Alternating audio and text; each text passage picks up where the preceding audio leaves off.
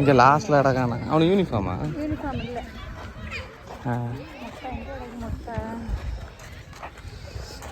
உட்காந்துருப்பானா விளையாடுவானா?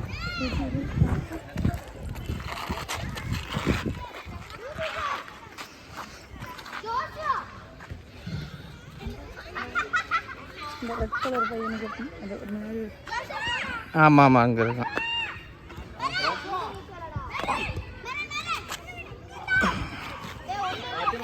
ஒன்றும் இல்லை, அவன் டக்குன்னு வந்து நான் வந்த உடனே வந்தேன். அம்மாட்ட சொல்லுங்கன்னு வந்தான். நான் பயந்துட்டேன்.